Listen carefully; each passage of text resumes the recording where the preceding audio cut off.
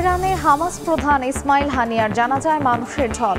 প্রতিশোধ নিতে ইসরায়েলে সরাসরি হামলার নির্দেশ খামেনির, পাল্টা জবাব দিতে প্রস্তুত তেল আবিব। কৃষ্ণাঙ্গ নাকি ভারতীয়, কামালা হ্যারিসের পরিচয় নিয়ে ট্রাম্পের কটাক্ষ।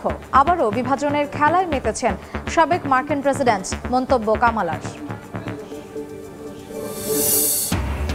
বাংলাদেশের সহিংসতার প্রতিবাদে বেলজিয়ামে ইইউ সদর দফতরের সামনে মানববন্ধন। ছাত্র আন্দোলনকে ভিন্ন খাতে প্রবাহিত করে দেশ ধ্বংসের পাঁয়তারার অভিযোগ প্রবাসীদের।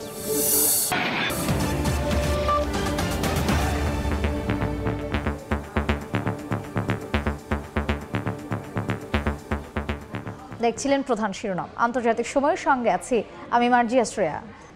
তেহরানে হামাস প্রধান ইসমাইল হানিয়ার জানাজা অনুষ্ঠিত হয়েছে। জানাজার ইমামতি করেন ইরানের সর্বোচ্চ ধর্মীয় নেতা আয়াতুল্লাহ আল খামেনি। জানাজা শেষে হানিয়ার মরদেহ কাতারের রাজধানী দোহায় নেয়ার কথা রয়েছে। এর আগে ইসরায়েলি প্রধানমন্ত্রী বিনিয়ামিন নেতানিয়াহু হুঁশিয়ারি উচ্চারণ করে বলেছেন, যে কোনো আগ্রাসনের কঠোর জবাব দেবে তেল আবিব। ইসরায়েলে সরাসরি হামলার নির্দেশ দিয়েছেন খামেনি। অন্যদিকে বৈরুত ও তেহরানে হামলার ঘটনায় তীব্র নিন্দা জানিয়েছেন জাতিসংঘ মহাসচিব।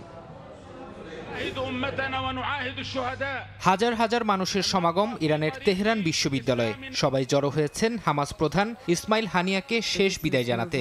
জানাজায় অংশ নিয়ে তার আত্মার মাগফিরাতের দোয়া করেন সবাই। বৃহস্পতিবার স্থানীয় সময় সকালে অনুষ্ঠিত হয় ইসমাইল হানিয়ার জানাজার নামাজ। এতে ইমামতি করেন ইরানের সর্বোচ্চ ধর্মীয় নেতা আয়াতুল্লাহ আলী খামেনি। তেহরানে জানাজা শেষে হানিয়ার মরদেহ কাতারের রাজধানী দোহায় নেয়ার কথা রয়েছে।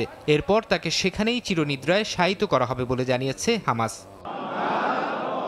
এদিকে তেহরানে ইসমাইল হানিয়াকে হত্যার জবাবে ইসরায়েলে সরাসরি হামলার নির্দেশ দিয়েছেন দেশটির সর্বোচ্চ ধর্মীয় নেতা আয়াতুল্লাহ আলী খামেনি। ইরানের রেভলিউশনারি গার্ড বাহিনীর কর্মকর্তার বরাত দিয়ে বিভিন্ন আন্তর্জাতিক গণমাধ্যম বলছে, তিনি ইসরায়েলের বিরুদ্ধে কঠোর শাস্তির অঙ্গীকার করেছেন। ইরানের সুপ্রিম ন্যাশনাল সিকিউরিটি কাউন্সিলের জরুরি বৈঠকে তিনি এই আদেশ দেন বলে জানা গেছে। ইরানের অভ্যন্তরীণ নিরাপত্তা বিঘ্নিতের প্রতিশোধ এবং চলমান উত্তেজনায় নিজেদের শক্তি প্রদর্শনী এই হামলার উদ্দেশ্য বলছে গণমাধ্যমগুলো। অন্যদিকে ইসরায়েলের প্রধানমন্ত্রী বিনিয়ামিন নেতানিয়াহু হুঁশিয়ারি উচ্চারণ করে বলেছেন, যে কোনো আগ্রাসনের কঠোর জবাব দেবে তেল আবিব। হামাস নেতা ইসমাইল হানিয়া নিহতের কয়েক ঘন্টা পর টেলিভিশনে দেয়া ভাষণে এমন হুঁশিয়ারি দেন তিনি। এ সময় হানিয়া হত্যার বিষয়ে কিছু উল্লেখ না করলেও ইসরায়েলি প্রধানমন্ত্রী বলেন, লক্ষ্য অর্জন না হওয়া পর্যন্ত হামাস, হাউথি ও হিজবুল্লাহর বিরুদ্ধে লড়াই অব্যাহত থাকবে। হামাস প্রধান ইসমাইল হানিয়ার হত্যাকাণ্ডের পেছনে জড়িত নয় বলে নিশ্চিত করেছে বাইডেন প্রশাসন। বুধবার গণমাধ্যমে দেয়া এক সাক্ষাৎকারে এমন মন্তব্য করেন মার্কিন পররাষ্ট্রমন্ত্রী অ্যান্টনি ব্লিংকেন। হানিয়া হত্যাকাণ্ডের বিষয়ে যুক্তরাষ্ট্রের কাছে আগে থেকে কোনো তথ্য ছিল না বলেও দাবি তার। একই সঙ্গে গাজায় যুদ্ধবিরতির ওপর গুরুত্বারোপ করেন অ্যান্টনি ব্লিংকেন। অন্যদিকে বৈরুত ও তেহরানে হামলার ঘটনায় তীব্র নিন্দা জানিয়েছেন জাতিসংঘ মহাসচিব। ইসমাইল হানিয়া হত্যার জেরে মধ্যপ্রাচ্য জুড়ে বড় আকারে যুদ্ধ ছড়িয়ে পড়ার শঙ্কায় জরুরি বৈঠকে বসেছে জাতিসংঘ নিরাপত্তা পরিষদ। গুপ্ত হত্যায় হানিয়া নিহতের ঘটনায় নিন্দা জানায় চীন, রাশিয়া ও আলজেরিয়া। অন্যদিকে মধ্যপ্রাচ্যে অস্থিতিশীলতার জন্য ইরানকে দায়ী করে যুক্তরাষ্ট্র, ব্রিটেন, ফ্রান্স ও ইসরায়েল। ফরহাদ চৌধুরী, সময় সংবাদ। কামালা হ্যারিস কৃষ্ণাঙ্গ নাকি ভারতীয়? সাবেক প্রেসিডেন্ট ডোনাল্ড ট্রাম্পের এমন কটাক্ষের জেরে উত্তপ্ত মার্কিন রাজনীতি। রিপাবলিকান নেতার ওই মন্তব্যের পর কামালা হ্যারিস বলেছেন, বিভাজনের খেলায় মেতেছেন ট্রাম্প। হোয়াইট হাউসও সাবেক প্রেসিডেন্টের বক্তব্যের তীব্র নিন্দা জানিয়েছে। এদিকে নতুন জরিপে ট্রাম্পকে পেছনে ফেলে জনপ্রিয়তায় এগিয়েছেন হ্যারিস। যুক্তরাষ্ট্র থেকে লস্কর আল মামুনের রিপোর্ট। মার্কিন প্রেসিডেন্ট নির্বাচনী দৌড় থেকে বাইডেন সরে দাঁড়ানোর পর সেই জায়গায় কামালা হ্যারিস আশায় যেন ডেমোক্রেটিক শিবিরে জোয়ার বইতে শুরু করেছে। বদলে যাচ্ছে নির্বাচনী সব সমীকরণ। মঙ্গলবার জর্জিয়া রাজ্যের আটলান্টা শহরে এক নির্বাচনী জনসভায় ট্রাম্পকে বিতর্কের চ্যালেঞ্জ ছুড়ে দেন কামালা হ্যারিস। সমাবেশে হ্যারিস বলেন, লক্ষণ দেখে মনে হচ্ছে বিতর্কে আসতে চান না ট্রাম্প। তিনি আশা করেন বিতর্কের মঞ্চে তার মুখোমুখি দাঁড়ানোর কথা ট্রাম্প বিবেচনা করবেন এবং যা বলার সরাসরি বলবেন।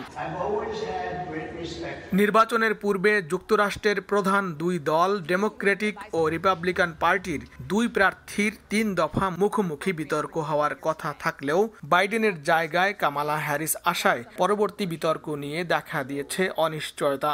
গেল ২৭ জুন প্রথম বিতর্কে বাইডেনকে ধরাশয়ী করে দ্বিতীয় বিতর্কে আগ্রহী হয়ে আরও বিতর্কের প্রয়োজনীয়তার কথাও বলেন ট্রাম্প। তবে এবার সুর পাল্টেছেন তিনি। ৫৯ বছর বয়সী দক্ষ আইনজ্ঞ কামালার বিপরীতে বিতর্কে আসতে রাজি হচ্ছে না ৭৮ বছর বয়সী ট্রাম্প। বিশেষজ্ঞদের মতে বয়সের ব্যবধান ও ফৌজদারি মামলায় দোষী সাব্যস্ত হওয়ায় জনপ্রিয়তা হ্রাসের শঙ্কায় সাবেক অ্যাটর্নি কামালার মুখোমুখি হতে চান না ট্রাম্প।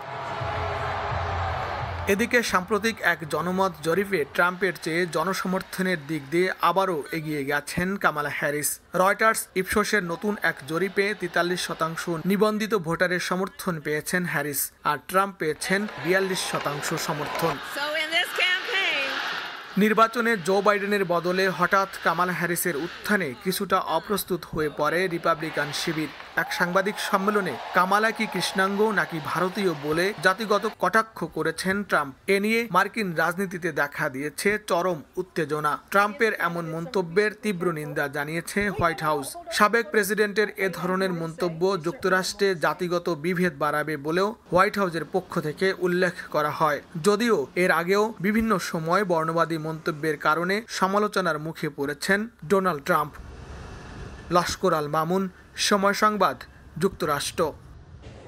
বাংলাদেশে কোটা আন্দোলনকে কেন্দ্র করে রাষ্ট্রীয় সম্পদ ধ্বংসের প্রতিবাদে বেলজিয়ামের ব্রাসেলসে ইইউ সদর দফতরের সামনে মানববন্ধন করেছেন প্রবাসী বাংলাদেশিরা। এতে অংশ নিয়ে বক্তারা বলেন, ছাত্রদের আন্দোলনকে ভিন্ন খাতে প্রবাহিত করে দেশকে ধ্বংসের পাঁয়তারা করছে একটি গোষ্ঠী। এ বিষয়ে প্রবাসীদের সজাগ থাকার আহ্বান তাদের। সম্প্রতি কোটা সংস্কার আন্দোলনকে কেন্দ্র করে নাশকতাকারীদের হামলায় দেশের সম্পদ নষ্টের প্রতিবাদে বেলজিয়ামের রাজধানী ব্রাসেলসে মানববন্ধন হয়েছে। মানববন্ধনে অংশগ্রহণকারীরা বলেন, ছাত্রদের আন্দোলনকে সুকৌশলে ভিন্ন খাতে প্রবাহিত করেছে একটি গোষ্ঠী। বেলজিয়াম আওয়ামী লীগের উদ্যোগে বাংলাদেশের যে সহনশীলতা চলতেছে তার বিরুদ্ধে আমরা এখানে মানববন্ধন করছি। নিরীহ ছাত্রদেরকে ব্যবহার করে যেই জঙ্গি গোষ্ঠী আজকে দেশে নৈরাজ্য সৃষ্টি করতেছে, আমরা তাদের বিরুদ্ধে প্রতিবাদ জানাচ্ছি।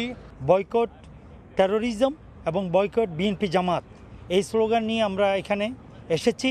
যে আওয়ামী লীগ বাংলাদেশের জন্ম দিয়েছে, সেই আওয়ামী লীগের বিরুদ্ধে স্বাধীনতা বিরোধী চক্র যারা আমাদের স্বাধীনতাকে ৭১ গলা টিপে হত্যা করার চেষ্টা করেছিল, তারা আবার নতুন করে মেতে উঠেছে, ষড়যন্ত্র করছে। মানববন্ধনে অংশ নেন মানবাধিকার কর্মী ও সাংবাদিক এন্ডি ভার্মট। তিনি বলেন, ছাত্রদের শান্তিপূর্ণ সমাবেশ ছিনিয়ে নিয়েছে জামায়াতে ইসলামী।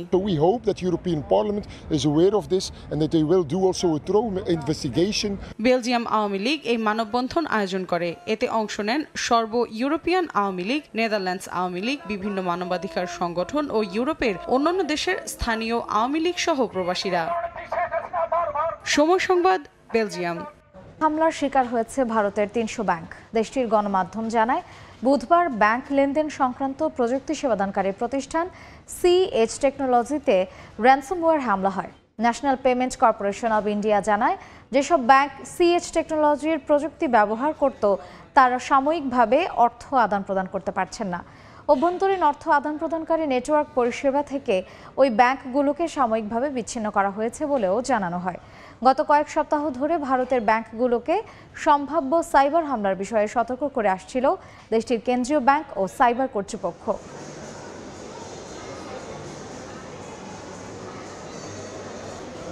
দেখছেন আন্তর্জাতিক সময়। মিয়ানমারে জরুরি অবস্থার মেয়াদ আরও ৬ মাস বাড়ানো হয়েছে।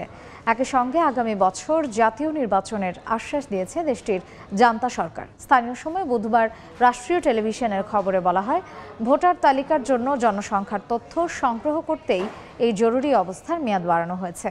২০২১ সালের ফেব্রুয়ারিতে দেশটির গণতন্ত্রপন্থী নেত্রী অং সান সুচিকে গৃহবন্দী করে ক্ষমতা দখল দেয় মিয়ানমারের সামরিক বাহিনী। নির্বাচিত সরকার উৎখাত করায় দেশব্যাপী শুরু হয় তীব্র আন্দোলন। পরিস্থিতি নিয়ন্ত্রণে জারি করা হয় জরুরি অবস্থা। এরপর বেশ কয়েক দফা জরুরি অবস্থার মেয়াদ বাড়ানো হয়।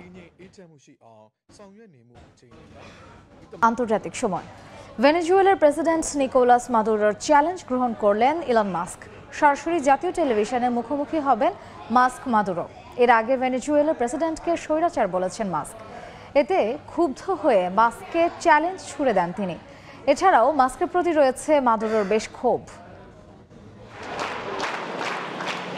লাতিন আমেরিকার দেশ ভেনেজুয়েলায় কদিন আগেই নির্বাচন শেষ হলো। এতে তৃতীয়বারের মতো প্রেসিডেন্ট নির্বাচিত হয়েছেন নিকোলাস মাদুরো। ফলাফল ঘোষণার সঙ্গে সঙ্গে বিরোধীরা সরকারের বিরুদ্ধে ভোট কারচুপির অভিযোগ তোলে। প্ররোচিত হয়ে রাজপথে নেমে আসে জনতা। চলে ব্যাপক ধরপাকড়, ঘটে হতাহতের ঘটনা। মাদুরোকে স্বৈরাচার বলে আখ্যা দেন ধনকুবের ইলন মাস্ক। জবাবে মাস্ককে চ্যালেঞ্জ ছুড়ে দিলেন মাদুরো। মাস্কও গ্রহণ করে নিয়েছেন মাদুরোর চ্যালেঞ্জ।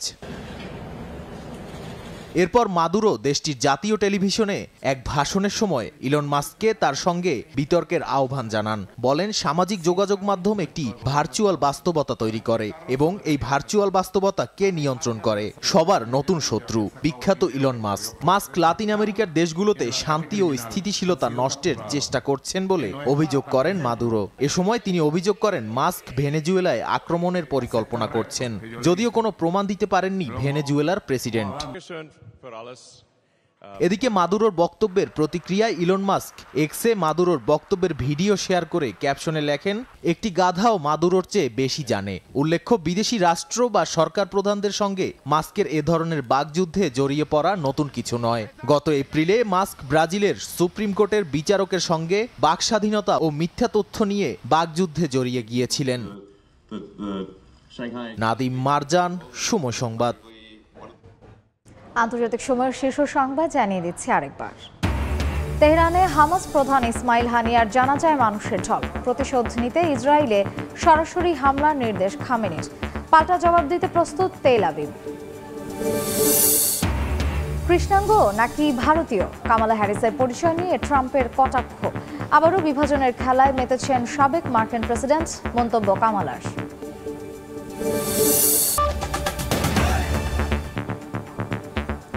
এই ছিল আন্তর্জাতিক সময়। এরপর সময় সংবাদ নিয়ে আপনাদের সঙ্গে থাকবেন মাকসুম আলম খান। শ্রেয়া, ধন্যবাদ আপনাকে। সময় সংবাদের আয়োজন নিয়ে ফিরছি কিছুক্ষণ পর, সঙ্গেই থাকুন সময়ের।